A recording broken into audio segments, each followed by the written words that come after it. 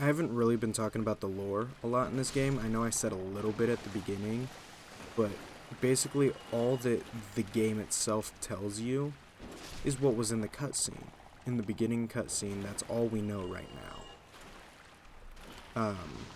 Other than unless you dig into like,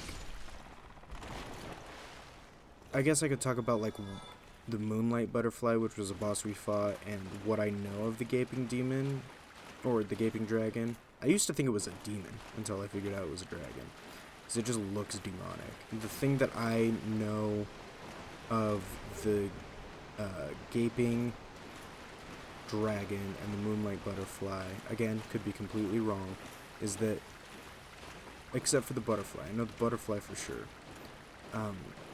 like science projects of Seath the Scaleless, and Seath the Scaleless was like the one, like, kind of pale white dragon in the beginning of the game, and he's called Seath the Scaleless because he was a dragon that was born without scales. And what the beginning cutscene, oops, I missed that. I'll go back around.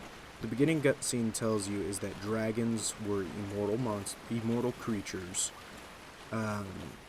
and their stone scales also helped with their immortality because they were impenetrable. The stone scales were impenetrable, and but Seath didn't have that luxury. He was born a dragon that was immortal. So he hated the dragons because he was the only one that was different.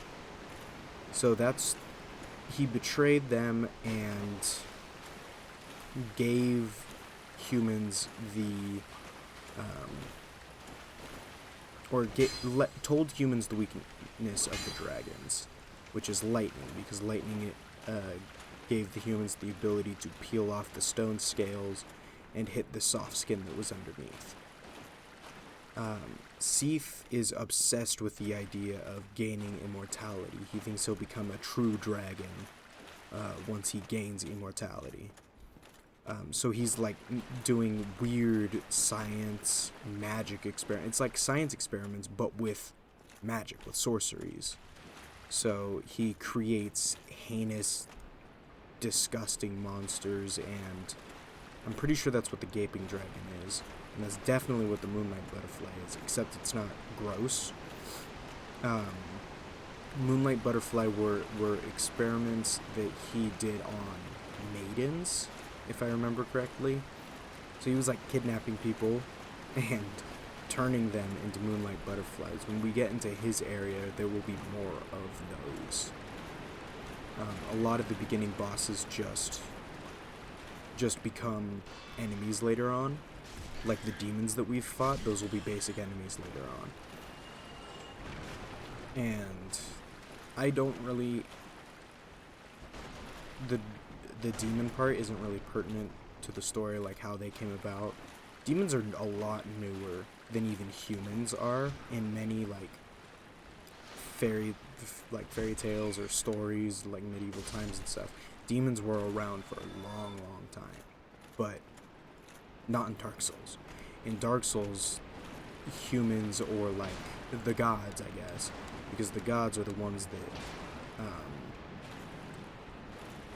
grabbed the Lord Souls. The individuals that wield Lord Souls and their children are the ones who became the gods of Lordran and the other lands.